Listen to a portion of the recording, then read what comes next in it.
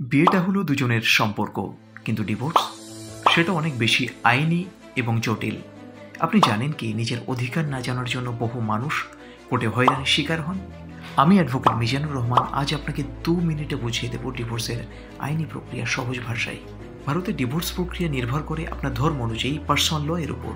মুসলিমদের ক্ষেত্রে শরিয়া আইন এবং হিন্দুদের ক্ষেত্রে হিন্দু ম্যারেজ অ্যাক্ট 1955। মুসলিমদের ক্ষেত্রে তালাক হতে পারে তালাকি হাসান বা 3 তালাক, যেটি এখন আইনত অপরাধ।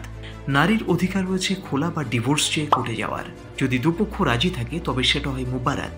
হিন্দুদের ক্ষেত্রে কোর্টে মামলা করতে হয় মিউচুয়াল কনসেন্ট বা কন্টেস্টেড। গ্রাউন্ডস হতে পারে ডিজার্শন, ক্রুয়েলটি, অ্যাডাল্টারি, মেন্টাল ডিসঅর্ডার ইত্যাদি। ডিভোর্সের সময় আপনি জানতে চান যে আপনার কি কি অধিকার আছে। আপনি সেক্ষেত্রে maintenance, child custody, protection under DV act, এগুলো তো আপনার জন্য আছেই। আপনি যদি ডিভোর্স নিয়ে দ্বিধায় থাকেন, আইনি সাহায্য চান, তাহলে নিচের কমেন্টে প্রশ্ন করুন বা ইনবক্সে যোগাযোগ করুন। জীবন থেমে থাকে না, আইন জানুন, সিদ্ধান্ত নিন সাহসে।